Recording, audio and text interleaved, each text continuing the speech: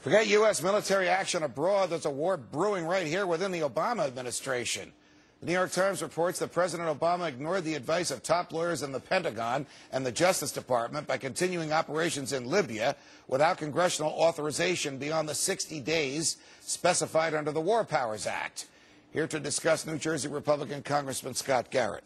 Scott, welcome here. It's a pleasure, as always. It's always good to be with you. Before we get to this particular issue of Libya, okay, were you surprised when, during the Republican debate the other night on another network, when almost all of them, to differing degrees and with different sets of enthusiasm, said, bring the troops home? We're overextended. We don't need 900 military installations around the world, and the Pentagon is spending too much money. Surprised, no, because I think the candidates there that on that debate were just reflective of what the American public sentiment is.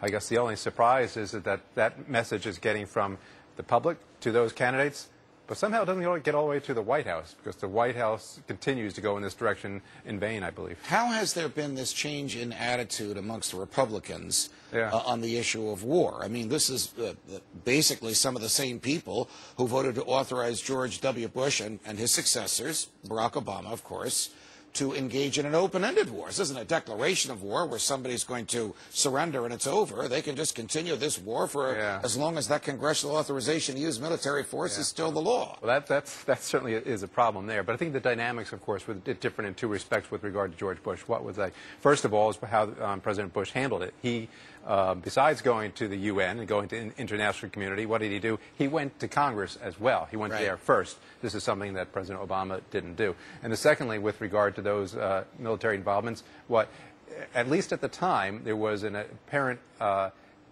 U.S. interest, both in Afghanistan, of course, with regard to the fact that Al-Qaeda was over there and the Taliban was over there and 9/11 had just occurred. With regard to Iraq, of course, at the time, at least, there was the suspect of weapons of mass destruction, which could be a threat to the United States. So in both instances, the threats to the United States were there.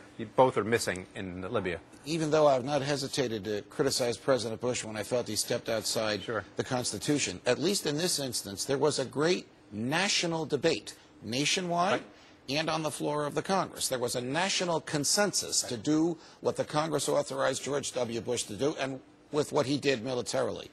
How much of a debate has there been on Libya? How much of a consensus is there in the Congress or nationally for us to be bombing Libya? Well, you and I are just having about as much debate right here that we had on the floor of the House of Representatives. Basically, none went before the President made the decision, and only after the fact there's been some debate, but that's all one-sided. That's by us, mainly on the Republican side, and some Democrats saying what he's doing is not constitutional, it's not legal, but certainly no activity before he took these military engagement. And what is the Congress going to do about it? I know that you're the head of the Constitutional Caucus.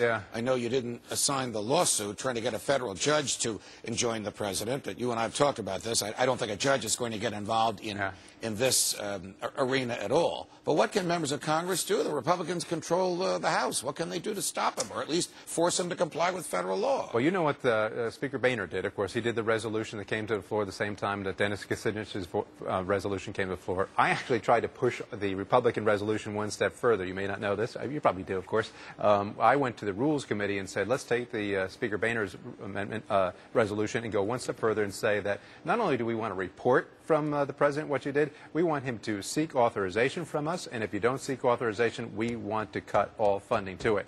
Now, my resolution did not get into the final version, so now we are here. We are 2 weeks past, and we have to take that action. Which is worse, when the President steals power from the Congress or when the Congress lets him take it?